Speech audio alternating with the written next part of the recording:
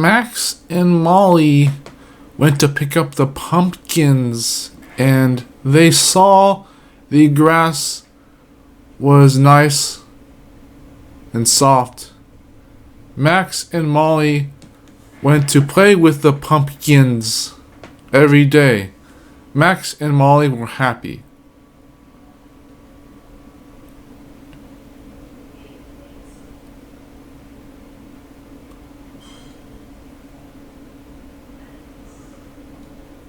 Sam saw the capsule hanging from the rope.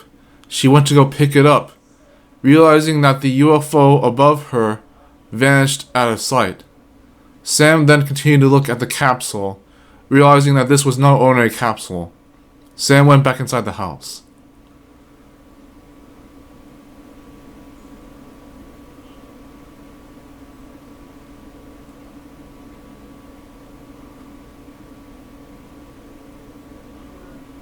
Lyra was saddened by the fact that her best friend died. She didn't know how to cope with this, other than the memories they shared with their pets hanging in the courtyard. Her own pet, Roxy, was a dog that enjoyed hanging out on the rug and didn't leave anywhere else.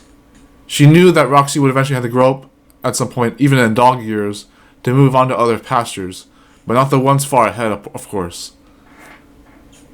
Lyra would always miss her best friend and her own pet, knowing that she had to take care of her pet for her after her passing. Both dogs remained in Lyra's custody until going forwards.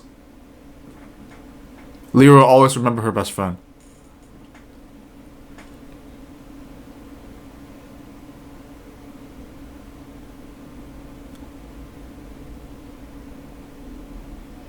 Crab looked at the horizon across the medieval landscape.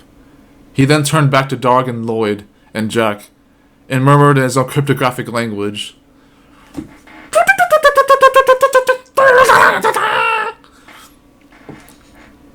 Darg looked in dismay for the first time in all his hedonistic years of being a Dargist creature.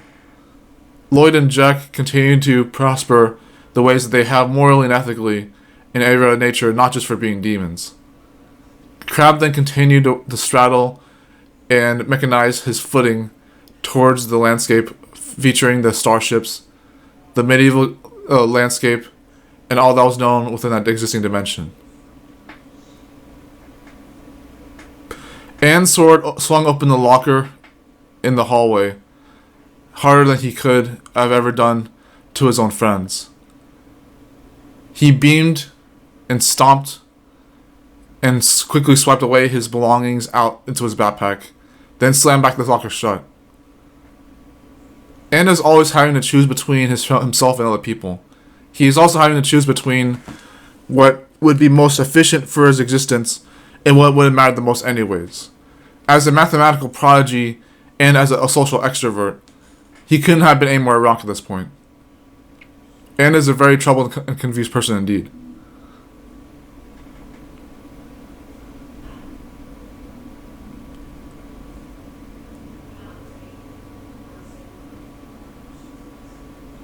Bosun Prestige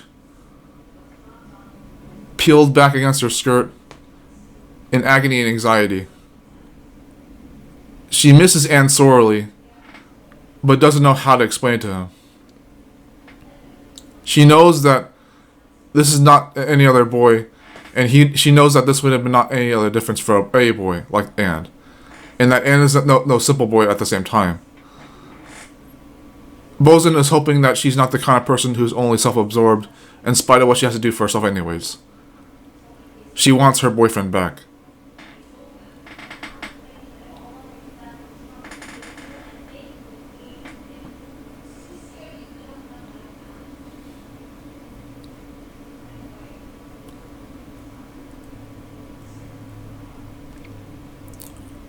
Over the course of the last 35 years, I have been studying Anthony Bard Cashman. He has displayed an overall demonstration of someone who maybe not quite gets it, but still makes a name for themselves in spite of what's right in front of them. Mr. Cashman has displayed a great bravado of tremendous strength and willpower, knowing that he can very well make his life the way he wishes to, although it's not because he doesn't have options. I have been observing Tony longer than he's been alive, and I have understood that he has not had ill wishes towards anyone else, but he certainly has to find ways to overcome the ways he has affected them, for better or for worse, doesn't he? After studying Tony for over 30 years, I have concluded that he can and will understand just enough of the things that he has to, in spite of what he will still never be able to do for the rest of his life. And that's not his fault either way. As he will even say in his own words, whether or not it's his fault, it will always be his problem. And that in no way diminishes or demonstrates or abolishes or demonstrates otherwise that he is not trying. But as he will also always say, if you're not trying, you are indeed hiding. And what better way to be so unlike Tony Cashman if you couldn't be anyone else, copycat or not.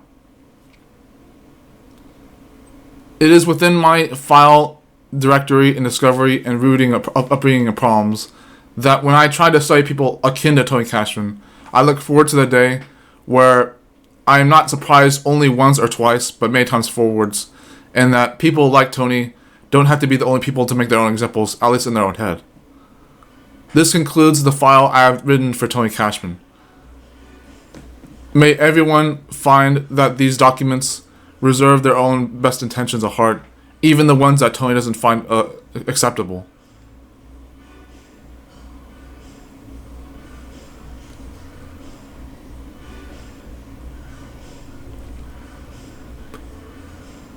Dear Dad, nothing else, just thank you.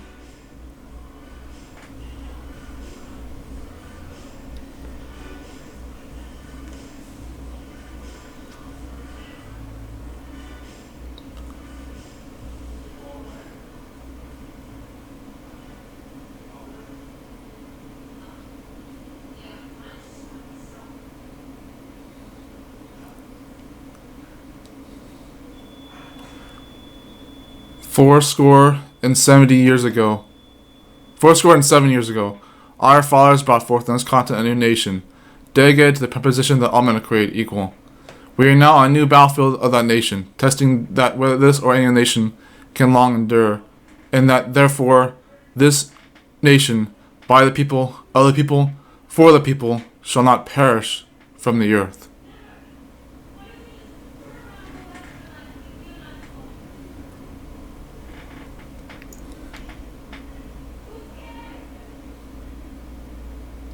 The best thing is an ideal.